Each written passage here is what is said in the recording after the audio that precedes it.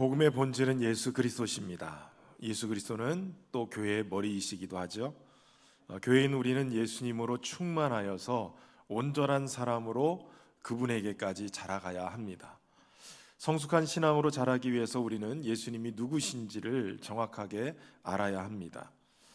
사도 요한은 요한복음 20장 31절에서 오직 이것을 기록함은 너희로 예수께서 하나님의 아들 그리스도이심을 믿게 하려 함이요 또 너희로 믿고 그 이름을 힘입어 생명을 얻게 하려 함이다 라고 얘기합니다.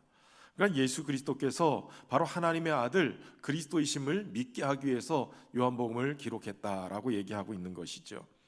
특별히 이 목적을 위해서 사도 요한은 1장부터 예수님이 누구신가를 기록해 놓고 있어요. 다른 복음서와는 다른 독특한 시각으로 영적인 통찰력을 바탕으로 예수님을 그려주고 있는 것입니다. 여기서 예수님의 특별한 정체를 밝히고 있는데 오늘 본문을 통해서 예수님이 누구신지를 함께 살펴보겠습니다. 우선 첫 번째는 예수님은 만물을 새롭게 하시는 창조의 말씀이시라는 거예요. 오늘 사도 요한은 예수 그리스도를 만물을 창조하신 하나님으로 소개하고 있어요. 그런데 바로 하나님이시다, 예수님이 하나님이시다라고 얘기하지 않고 예수님을 먼저 말씀이시다라고 소개하고 있어요.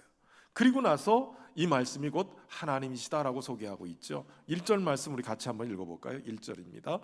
태초에 말씀이 계시니라. 이 말씀이 하나님과 함께 계셨으니 이 말씀은 곧 하나님이시니라. 아멘.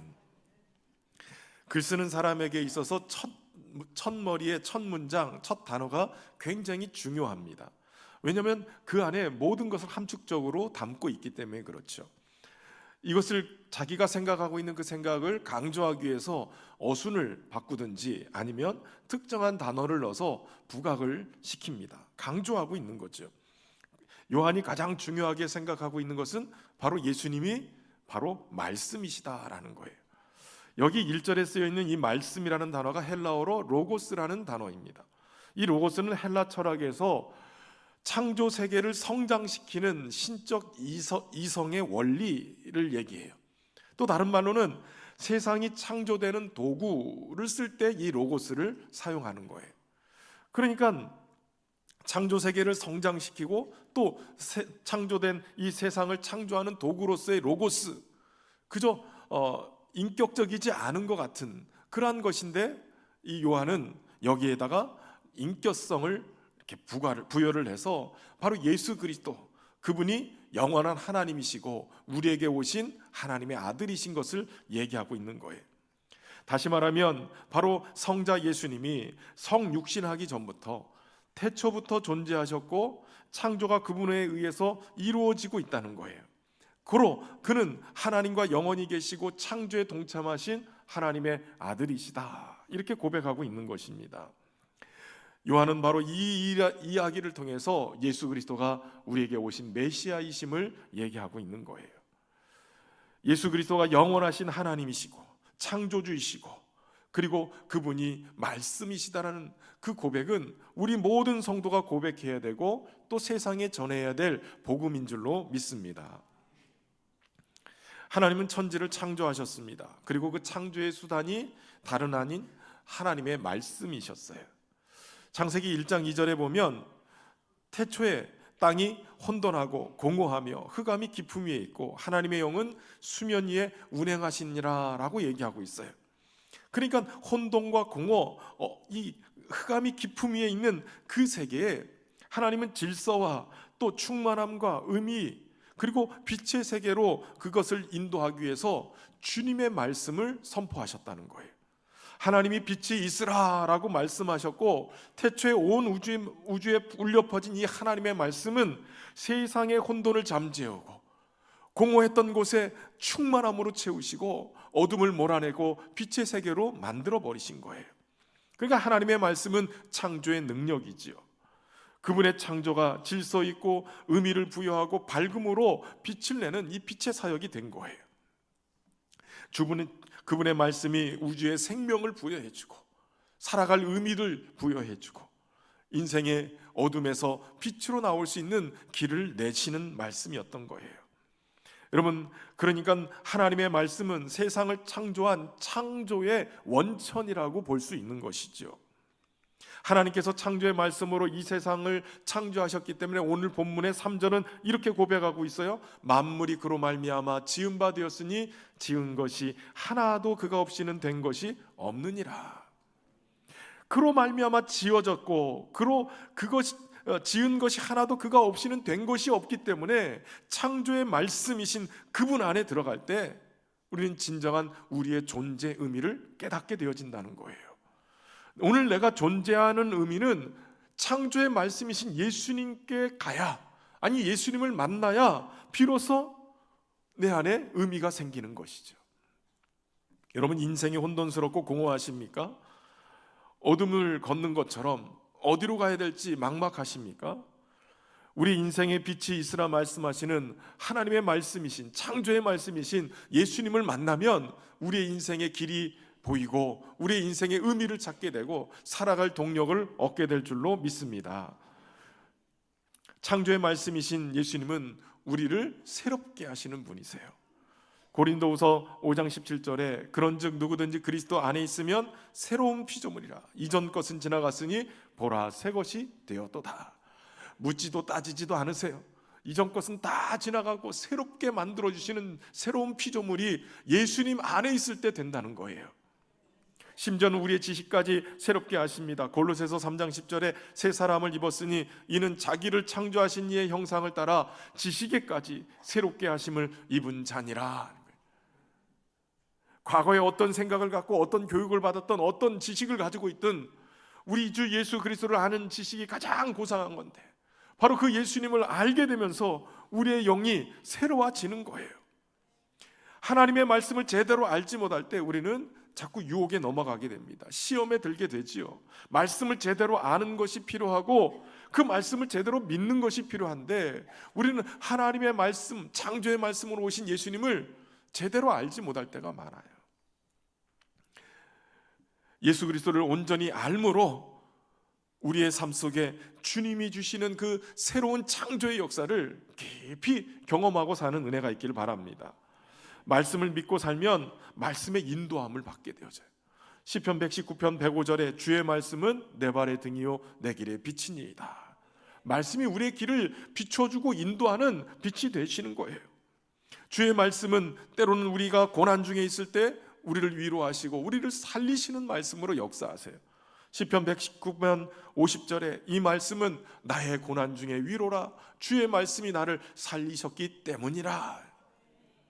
그러니까 창조의 말씀이신 주님을 내 삶 속에 품고 말씀 안에서 살아가면 그분이 내 삶 속에 날마다 새로움을 경험하게 하고 질서를 잡고 의미를 갖고 또 내 삶 속에 하나님의 주시는 은혜를 찾아 살아갈 수 있도록 만들어 주시는 거예요. 그런 은혜가 저와 여러분에게 올해 충만하기를 주의 이름으로 축원합니다. 두 번째, 예수님은 사람들을 인도하는 생명의 참 빛이 되십니다. 요한복음을 보면 사도 요한은 이 세상을 어둠으로 비유하고 있는 것을 보게 됩니다. 질병의 어둠, 장애의 어둠, 가정 파탄의 어둠, 결핍의 어둠, 온갖 갖가지 어둠이 세상 속에 가득해서 이 세상과 그 가운데 살고 있는 모든 사람들을 고통과 저주와 절망으로 사로잡고 있다라고 얘기하고 있어요. 근데 사람들은 이 어둠을 이길 수 없어요. 세상은 어둠으로 가득하고 이 어둠은 그 가운데 사는 사람들을 어느 순간부터 동화되어지게 만들어서 도저히 스스로는 어둠을 밝힐 수 있는 빛을 낼 수 있는 능력이 없게 되는 거예요. 사람들은 어둠에 갇혀서 전혀 움직일 수가 없게 됩니다. 스스로 이것을 극복할 만한 어떠한 힘도 없어요. 이미 어둠에 모든 사람들이 잠식되어 있기 때문에 그래요. 사람들이 어느 순간 어두운 세상을 향해 빛이 있으라 라고 말씀하신 이 창조의 하나님의 말씀을 외면해버리고 살아가요. 칠흑같이 어두운 방이라 할지라도 빛 하나만 들어와도 밝혀집니다. 방의 어둠이 물러가고 빛으로 가득한 방이 되는 거예요. 그래서 하나님이 결심하시는 거예요. 어두워서 못 보는 그들의 눈을 밝히기 위해서 세상에 빛을 보내기로 작정하시는 거예요. 그 빛이 바로 예수님이시라는 거예요. 오늘 본문의 4절에 보면 그 안에 생명이 있었으니 이 생명은 사람들의 빛이라 9절에 보면 참빛 곧 세상에 와서 각 사람에게 비추는 빛이 있었다라고 말씀하고 있어요. 예수 그리스도는 바로 어두운 세상을 밝히는 참 빛으로 세상에 오신 것이에요. 비행 조종사나 다이버들이 가끔 방향을 잃을 때가 있다고 합니다. 감각적으로 위아래가 뒤집혀서 어디가 하늘이고 어디가 땅인지, 바닷속에서도 어디가 물 위로 올라가는지, 어디가 물 밑으로 계속 밑으로 내려가는지, 이게 감각이 혼돈될 때가 있다는 거예요. 이 방향을 잃고 거꾸로 있다가 도리어 하늘 위로 날아가야 될 비행기가 땅으로 떨어지는 경우도 있고, 바닷속에서 물 위로 올라와야 되는 때를 놓치고 자꾸 바닷속으로 들어가다가 위기를 경험할 때가 있다는 거예요. 그래서 이 위기를 벗어나는 방법을 가르쳐 주는데, 물이 있으면 이 물을 비행기 안에서 이렇게 떨어뜨려 본다는 거예요. 그러면 물이 중력에 의해서 아래로 떨어지겠죠. 그러면 여기가 땅이구나 이렇게 안다는 거예요. 바닷속에서는 이 잠수보들이 공기를 한번 내뿜는다는 거예요. 내뿜으면 이 공기는 물 위로 올라가게 되죠. 여기가 물 위로 올라가는 길이구나 이렇게 알게 된다는 거예요. 여러분, 감각은 가끔 우리가 가야 될 방향을 잃게 만들어요. 어둠이 우리의 인생을 사로잡아서 어디로 가야 될지 알지 못하고 그 어둠 속에 잠식돼서 죽음을 향해 가게 되는 거예요. 어둠이 깊어서 방향을 잃고 어둠 속에서 빠져나올 수 없을 때 그 길을 인도하는 것은 바로 빛인 거예요. 예수님은 세상에 와서 사람들을, 어둠 속에 있는 사람들을 인도해 내시는 생명의 빛이 되시는 거예요. 이 세상의 어둠을 물리치고 방향을 잃고 방황하는 사람들을 인도하기 위해서 우리 예수님은 참빛으로 오신 것입니다. 그냥 어설픈 빛이면 어둠에 잠식될 수밖에 없는데, 우리 주님이 빛의 원천이기 때문에, 참 빛이시기 때문에 어떤 어둠도 저항할 수 없고 어떤 어둠도 그 빛을 삼킬 수가 없는 거예요. 빛이 어둠에 비치되 깨닫지 못하더라. 이 깨닫는다는 단어가 이긴다라는 단어예요. 그러니까 빛이 어둠에 비쳤을 때 어둠이 이길 수 없었다, 이렇게 얘기하고 있는 거죠. 참빛 대신 예수님이 오시면 어둠은 저절로 물러갈 수밖에 없습니다. 그래서 참빛 대신 우리 예수님을 우리의 삶의 주인으로 모시면 내 삶 속에 어둠이 떠나가게 되는 거예요. 지긋지긋한 운명의 사슬에 묶여있는 저주스러운 내 인생도 주님이, 참빛 대신 주님이 오시면 이 모든 저주가 끝나고 어둠이 사라지고 주님으로 말미암는 빛의 역사가 일어나게 되는 것이에요. 성경을 보면 예수님을 만난 사람들이 예수님으로 말미암아서 생명을 얻고 빛의 자녀로 살아가는 것을 보게 됩니다. 저주와 소외 가운데 고통의 인생을 살아오던 문둥병 환자가 예수님을 만났을 때 고침을 받게 되고 새 인생, 축복의 인생을 살아가게 되는 것을 보게 됩니다. 7 귀신이 들렸던 막달라 마리아도 예수님을 만나니까 귀신이 주관하던 그 어둠에서 해방되어져서 예수님을 섬기는 봉사자로 변하게 되어져요.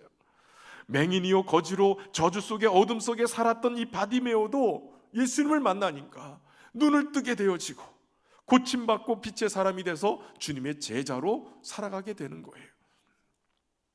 사람들에게는 어둠을 몰아내고 그들을 인도할 생명의 빛이 필요합니다. 어둠이 참 생명이신 하나님께 나가는 길을 막아서고 있기 때문에 어설픈 빛으로는 그 어둠을 뚫어낼 수가 없는 거예요. 그래서 주님은 참 빛으로 우리 가운데 오시고 우리를 생명의 주님이신 하나님께로 인도해 가시는 겁니다. 주님은 참빛이 되셔서 자신의 백성들을 어둠에 다니지 않도록 인도하시는 분이세요. 요한복음 8장 12절에 예수께서 또 말씀하여 이르시되 나는 세상의 빛이니 나를 따르는 자는 어둠에 다니지 아니하고 생명의 빛을 얻으리라. 요한복음 12장 46절에 나는 빛으로 세상에 왔나니 물은 나를 믿는 자로 어둠에 거하지 않게 하려 함이로다. 어둠에 다니지 않고 어둠에 거하지 않도록 빛 대신 주님이 오늘 우리를 인도해 가시는 거예요. 생명의 말씀이자 참빛인 예수님을 마음속에 모시고 사는 저와 여러분 되기를 주의 이름으로 축원합니다. 그런데 오늘 본문의 6절부터 8절까지는 예수님을 소개하다가 다소 생뚱맞게 세례 요한의 이야기를 얘기해주고 있어요. 6절부터 8절에 보면 하나님께로부터 보내심을 받은 사람이 있으니 그의 이름은 요한이라. 그가 증언하러 왔으니 곧 빛에 대하여 증언하고 모든 사람이 자기로 말미암아 믿게 하려 함이라. 그는 이 빛이 아니요 이 빛에 대하여 증언하러 온 자라. 여러분, 세례 요한은 하나님께 보냄을 받았어요. 이 빛에 대해서 증언하고 자신의 사역을 통해서 그 빛이신 예수님을 믿게 하기 위해서라는 거예요. 그런데 8절은 너무 정확하게 얘기하죠. 그는 이 빛이 아니라는 거예요. 왜 굳이 이렇게까지 증언해야 됐을까요? 그는 그 참빛에 대해서 증언하는 자였지만 어느 순간부터 이 사람들이 세례 요한을 쳐다보고 그 빛인 줄 알고 추종하기 시작했어요. 참빛 대신 예수님께로 인도해야 되는 그게 아니라 어느 순간부터인가 예수님께 가야 될 그 걸음이, 예수님을 향해야 될 그 시선이 세례 요한에게 고정되기 시작했다는 거예요. 주님께 집중해야 될 시선이 어느 순간인가 사람에게 쏠리기 시작한 거예요. 사실 모든 믿는 자들 중에서 주님께 집중돼야 될 시선을 자신에게 집중시키는 그러한 사람들이 가끔 있어요. 주의 종들이 겪는 함정이기도 합니다. 주님의 자리에 마치 내가 대접받아야 될 자리처럼 올라와 있는 경험을 하게 되어져요. 그저 주의 길을 예비하기 위해서 광야에서 외치는 소리요, 그 빛으로 인도하기 위해서, 믿게 하기 위해서 살아야 되는 그 자리가 어느 순간인가 주님이 받으셔야 될 영광을 가로채는 자리에 서 있게 되는 거예요. 여러분, 주의 종들만 그런가요? 믿는 우리 또한 그렇지 않은가요? 열심히 믿음 생활한다고 하지만 하나님께 올려야 될 영광을 내가 가로채기도 하고, 내가 인정받지 못하고 내가 칭찬받지 못하면 화를 내고 불평하는 그런 모습들 보지 않습니까? 그는 이 빛이 아니요 이 빛에 대하여 증언하러 온 자라. 모든 믿는 자들은 빛이 아니라 그 빛을 증언하는 자로 살아야 돼요. 오늘 우리를 부르신 그 주님의 부름에 합당한 삶을 살아야 돼요. 사람에게 집중해서도 안 되고, 아무리 훌륭한 목사님이라 할지라도 사람이 아닌 주님이 보여야 되는 거예요. 우리를 인도하시는 참빛은 오직 주님인 줄로 믿습니다. 믿는 우리의 삶은 오직 주님을 비춰야 되고, 사람들이 주님을 바라보고 구원을 얻을 수 있도록 길을 내는 사람들이 되어야 하는 거예요. 올 한 해 우리의 삶이 오직 생명의 빛 대신, 참빛 대신 우리 주님을 드러내는 그러한 삶이 되기를 주의 이름으로 축원합니다. 세 번째, 예수님은 영접하는 자를 하나님의 자녀 되게 하시는 분이세요. 예수 그리스도는 태초부터 계신 말씀이고 창조주이시자 세상에 생명을 주는 참빛이십니다. 그리고 자기 백성을 어둠에서 건져내기 위해서 이 땅에 육신의 몸을 입고 오신 분이세요. 시간을 뚫고 이 땅 가운데 오셔서 우리에게 주님의 나라를 보여주시고, 또 친구가 되어주시고, 인생을 위로하시고, 또 생명을 부여해 주시는 그러한 분으로 역사하셨어요. 한마디로 세상의 주인이셨지만 그 빛을 어둠에 비춰도 깨닫지 못하고, 세상에 와서 각 사람에게 비춰도 사람들이 그를 알지 못했어요. 자기 땅에 와서 자기 백성에게 왔지만 자기 백성이 영접지 않았다는 거예요. 9절부터 11절 말씀입니다. 참빛 곧 세상에 와서 각 사람에게 비추는 빛이 있었나니 그가 세상에 계셨으며 세상은 그로 말미암아 지은 바 되었을 때 세상이 그를 알지 못하였고 자기 땅에 오매 자기 백성이 영접지 아니하였으나. 그러나 12절 말씀에 중요한 얘기를 하고 있어요. 영접하는 자 곧 그 이름을 믿는 자들에게는 하나님의 자녀가 되는 권세를 주셨다라는 거예요. 모두가 다 어둠 속에 사로잡혀서 진정한 세상의 주인으로 오신 예수님을 영접하지 않았으나, 그러나 그럼에도 불구하고 영접하는 자들이 있었다는 거예요. 특별히 요한은 이 혈통을 중시했던 유대인들에게 그들의 생각이 잘못됐음을 얘기해요. 이것은 혈통에 의한 것이 아니라는 거예요. 유대인들은 자신들이 유대인의 혈통이기 때문에 하나님의 자녀, 하나님의 백성이라고 착각하고 살았어요. 그러나 요한은 단호하게 얘기하는 거예요. 하나님의 자녀 되는 것은 다른 것이 아니라 오직 하나님께로 난 자들이니라. 오직 하나님께로 난 자들만, 그들만 하나님의 자녀라는 거예요. 그렇다면 하나님께로부터 나기 위해서 해야 될 일이 무엇일까요? 오늘 12절에 말씀하신 거예요. 영접하는 자. 그럼 영접이라는 말이 무슨 뜻이에요? 한자 그대로 환영하여 모셔드렸다는 얘기예요. 환영하여 모셔드렸다는 이 말을 좀 더 풀어낸다면 예수 그리스도를 영접한다는 것이 곧 예수 그리스도께서 나의 죄를 없게 하시려고 나 대신 죽으신 나의 구세주이심을 믿고 그것을 통해서 예수님이 나의 삶을 통치하시고 주관하시는 왕이시오, 내 삶의 주인 되신 주님으로 온전히 모셔드리는 것이라는 거예요. 그러니까 예수님을 나의 삶을 통치하고 주관하시는 왕이시자 내 삶의 주인으로 모셔드리는 것, 이게 영접이라는 거예요. 주님을 온전히 영접하면 예수님이 나의 삶의 왕으로 영광을 받으셔야 돼요. 높임을 받으셔야 되죠. 그저 우리가 예배를 드려주는 게 아니에요. 왕이신 하나님 앞에 예배하는 특권을 받은 거예요. 내 삶의 주인이시다는 얘기는 내 삶의 모든 결정이나 이런 것들 주인의 뜻대로 움직여야 된다는 거예요. 그렇게 될 때 하나님의 자녀로 온전하게 서게 되는 것이죠. 요한은 사실 예수님을 그렇게 모셨어요. 영접한 거죠. 예수님을 나의 삶을 통치하고 주관하시는 왕으로 내 삶의 주인으로 모시고 살아보니 주님 안에서 놀라운 한 가지 사실을 발견하게 돼요. 그것이 뭐냐면 우리 주님 안에 놀라운 영광이 있다는 거예요. 바로 독생자의 영광이에요. 14절에 보면 말씀이 육신이 되어 우리 가운데 거하시매 우리가 그의 영광을 보니 아버지의 독생자의 영광이요 은혜와 진리가 충만하더라. 18절에 보니 본래 하나님을 본 사람이 없으되 아버지 품속에 있는 독생하신 하나님이 나타내셨느니라. 저는 삼형제 중에 장남입니다. 형제가 많으면 항상 치열하게 살아요. 먹을 거 하나만 있어도 맛있는 거 있으면 그걸 하나 더 먹기 위해서 다툼을 하게 되죠. 그런데 독자들은 그렇지 않더라고요. 독자들은 굳이 투쟁할 필요가 없어요. 그냥 주면 나밖에 먹을 사람이 없으니까 그 모든 거 다, 독자들은 오늘 감사원금 아세요? 모든 걸 다 누리는 거예요. 부모님의 사랑 독차지하는 거예요. 저는 삼형제 중에 장남이라고 그랬죠. 제 동생이 연년생이라 1살 밑에예요. 전 1년 만에 엄마를 뺏겼어요. 그 사랑을 뺏겼어요. 그러니까 형제들은 그것에 대한 안타까움을 가지고 있어요. 그런데 독자는 어떻습니까? 모든 것을 다 홀로 사랑을 받는 거예요. 예수 그리스도를 바로 독생자이되 하나님의 품속에 있는 독생자라고 지금 고백하고 있는 거예요. 여러분, 독생자에게 주어진 것이 있어요. 하나님의 모든 영광, 독생자의 영광인 거예요. 아버지 하나님의 사랑을 독차지하고 있기 때문에 아버지가 가지고 계시는 모든 영광이 독생자의 영광이 돼버린 거예요.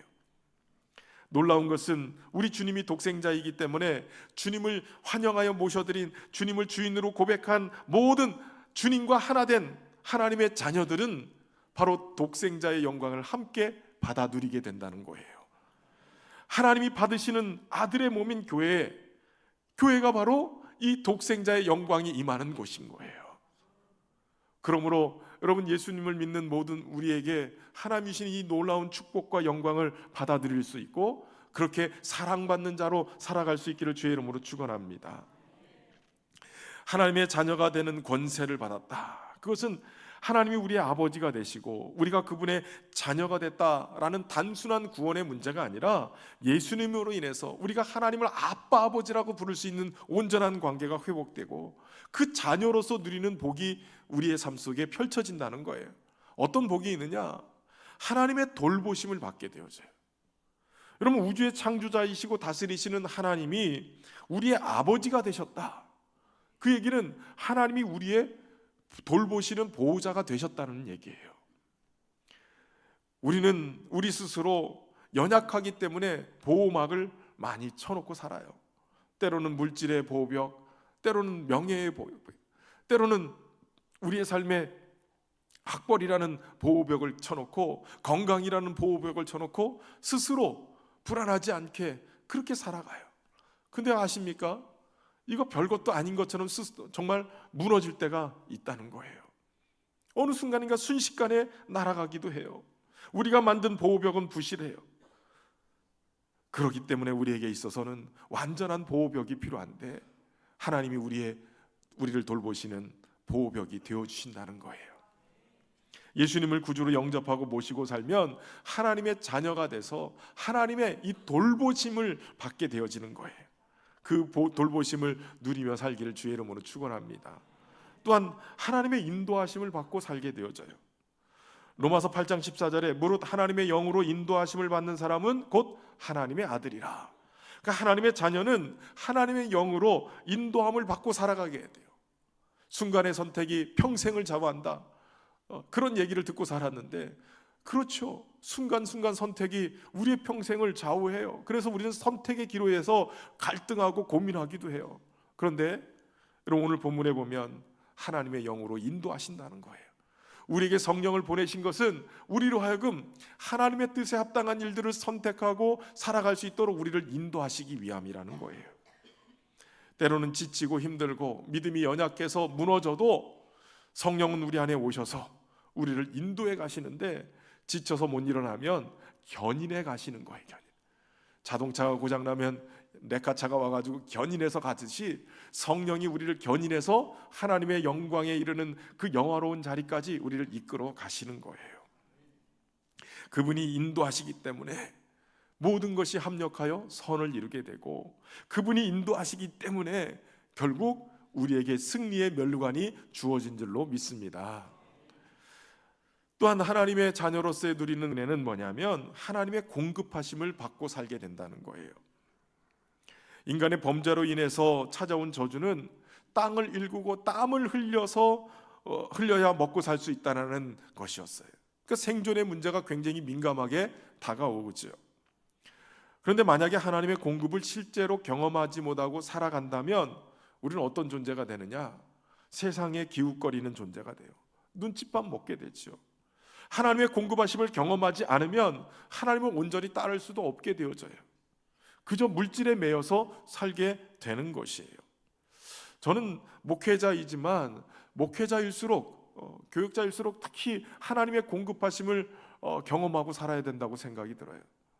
그렇지 않으면 자꾸 믿지 못하고 사람에게 손 벌리며 살게 되어져요. 하나님의 공급하심이 있는데 주의 종을 하나님이 굶기시면 굶고 먹이시면 먹고, 그 주의 종이 그 길을 가는 길에 자꾸 하나님의 공급하심을 믿지 못하면 자꾸 사람에게 전화하고 손 벌리게 되는 거예요. 그래서 목회자들은 어찌됐든 간에 하나님의 공급하심을 경험할 수 있어야 돼요. 목회자만 그런가요? 하나님의 자녀들인 우리 모두도 하나님의 공급하심을 경험하고 살아야 돼요. 그것을 믿고 살아가는 거예요. 여러분, 그렇지 않으면 그저 내 밥줄 쥐고 있는 사람에게 머리 숙이고 살아가는 거예요. 때로는 신앙의 양심도 팔고 비굴해지는 거예요. 여러분, 그래서 모든 믿는 자들은 하나님으로부터 공급받는 체험을 하면서 살아야 돼요. 하나님이 우리 아버지시잖아요. 무엇을 먹을까, 무엇을 마실까 염려하지 말래요. 하늘 아버지가 돌보시기 때문에. 특별히 우리 주님은 우리를 고아처럼 홀로 두지 않고 우리와 함께 하시겠다고 약속하셨어요.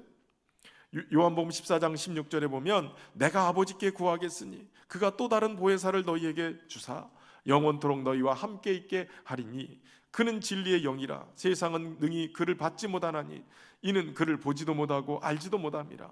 그러나 너희는 그를 아나니 그는 너희와 함께 거하시며 또 너희 속에 계시겠음이라. 내가 너희를 고아와 같이 버려두지 아니하고 너희에게로 오리라.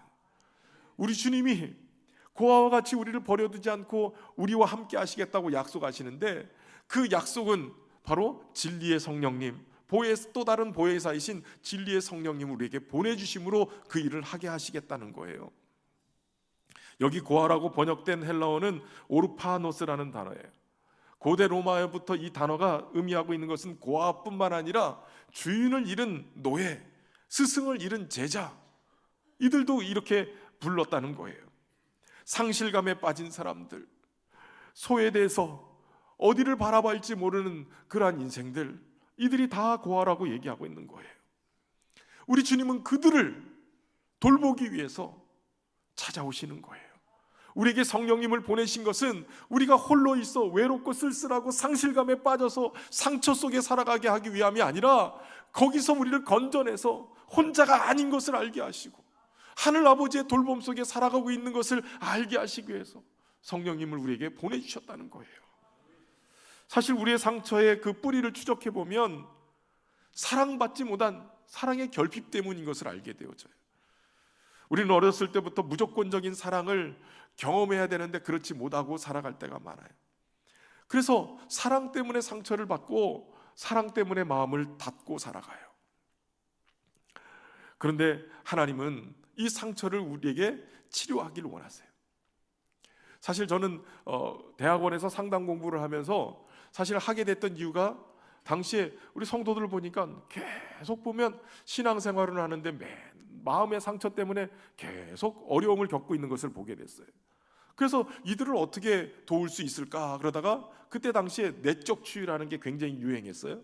내적 치유를 어떻게 하면 좋을까? 그래서 상담 공부를 했는데 공부하고 결론이 뭐였는지 아세요? 야, 이 내적 치유 특별히 할 게 없네. 예배만 잘 드리면 돼. 하나님만 잘 믿으면 돼. 이게 결론이었어요. 여러분 가만히 생각해 보세요. 우리 하나님은 사랑이세요. 사랑이 얼마나 충만한지 그 사랑을 예수 그리스도를 통해서 우리에게 보여주셨어요. 그 엄청난 사랑 우리가 예배드리면 그 사랑의 하나님이 우리 가운데 임하셔요. 그리고 사랑의 영이신 성령이 우리 안에서 하나님의 사랑을 마음껏 경험할 수 있도록 부어주세요. 사랑의 결핍 때문에 받은 상처 얼마든지 주님의 사랑으로 치유할 수 있어요. 더군다나 우리 하나님은 치료하시는 여호와세요. 예배만 제대로 드려도 우리의 마음을 열고 우리의 깊은 내면의 상처까지도 우리 주님은 오셔서 치유하시는 거예요. 어둠에 사로잡혔던 모든 인생의 이 어둠도 참빛 대신 주님이 오셔서 빛으로 물리쳐 주시는 거예요. 여러분 예배에 올 때마다 주님이 우리의 영을 치료하시는 거예요. 우리의 삶을 치유해 주시는 거예요. 그 은혜를 경험할 수 있기를 주의 이름으로 축원합니다. 그런데 이건 여러분 가만히 이렇게 생각해 보면 그러면 신앙생활 오래 하면 할수록 우리의 상처는 다 치유되고 우리 주님이 주시는 그 은혜로운 성품들만 남아야 될 거 아니에요.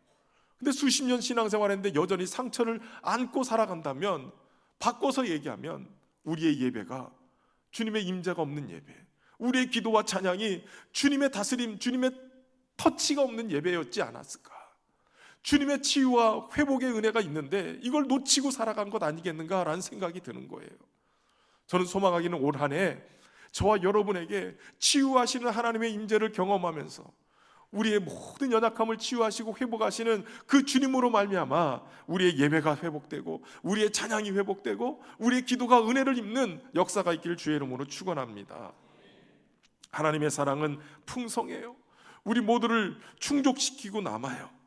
우리가 성령님을 의지할 때 성령님은 하나님의 사랑을 끊임없이 부어주세요. 로마서 5장 5절에 소망이 우리를 부끄럽게 하지 아니함은 우리에게 주신 성령으로 말미암아 하나님의 사랑이 우리 마음에 부은 바 되매니. 하나님의 사랑이 우리에게 부은 바 된대요. 오늘 이 시간에 성령께서 우리의 심령에 하나님의 사랑이 넘치도록 채우실 줄로 믿습니다. 우리가 예수님을 영접하는 순간 하나님의 사랑이 우리 안에 들어옵니다. 우리 안에 있는 하나님의 사랑은 우리의 모든 상처, 갈라진 그 틈 사이로 스며들어가서 마치 연고처럼 그 상처를 새살이 돋아나게 하고 온전하게 만들어주시는 능력이 되는 거예요. 예수님을 환영하여 모셔드림으로 그 이름을 믿는 자가 되어져서 우리가 하나님의 이 치유의 은혜를 경험하고 살 수 있기를 주의 이름으로 축원합니다. 또한 성령님은 우리 안에 오셔서 우리가 하나님의 자녀인 것을 증언하세요. 로마서 8장 16절에 성령이 친히 우리의 영과 더불어 우리가 하나님의 자녀인 것을 증언하신다고 그랬어요. 예수님은 우리에게 하늘 아버지께서 보호자가 되시고 인도자가 되시고 공급자가 되신다고 우리에게 가르쳐 주시는 거예요. 우리가 예수님을 우리 마음에 모시고 살면 바로 하나님의 자녀로서 이 놀라운 은혜들을 누리며 살게 될 줄로 믿습니다. 믿는다는 것은 예수님이 창조의 말씀으로 우리에게 오셔서 우리의 삶을 새롭게 하실 수 있다는 것을 믿는 것이에요. 또한 우리가 믿는다는 것은 예수님께서 우리를 모든 어둠에서 건져내서 생명을 주시는 참 빛이 되신다는 것을 믿는 것이에요. 또한 우리를 하나님의 자녀가 되게 하셔서 하나님의 돌보심과 공급하심을 경험할 수 있도록 만들어 주신다는 것을 믿는 것이에요. 올해 예수님으로 충만하면 이런 은혜가 누려지게 될 줄로 믿습니다. 저는 올 초부터 계속해서 제 마음 가운데 하나님이 주시는 찬송이 있어요. 그게 뭐냐면 비준비하시니라는 찬양이에요. 마치 성령의 단비가 쫙 내려서 갈라지고 가뭄 속에 있던 우리의 영혼에 그 단비가 내려서 새싹이 돋아나고 자라고 성장하고 열매 맺는 그 환상을 보여주시는 것 같아요. 저는 소망하기는 이 찬송을 우리가 함께 부르면서 새롭게 우리의 믿음이 새로워지고 치유되고 회복되어져서 하나님의 그 충만케 채우시는 그 놀라운 은혜들을 경험할 수 있기를 소망합니다. 이 찬양 부르면서 주님의 은혜의 보좌 앞으로 나가겠습니다. 우리 주는 위대하며 능력이 많으시도다. 그의 지혜 무궁하며 인자는 영원하도다. 상한 자들 고치시며 상한 자들 고치시며 상처를 싸매시도다. 별들의 수를 세시며 이름을 붙이셨도다. 그가 구름으로 하늘을 덮으시며 땅을 위하여 비준비하시니 그가 구름으로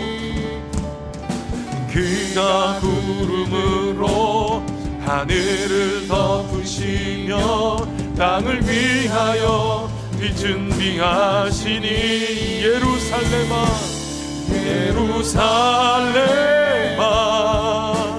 여호와를 찬송할지어다. 내 하나님을 감사함으로 그 앞에 나가며 주 인재 앞에 경배. 한 번 더 찬양할까요? 우리 주는 위대하며 우리 주는 위대하며 능력이 많으시도다. 그의 지혜 무궁하며 인자는 영원하도다. 상한 자들 고치시며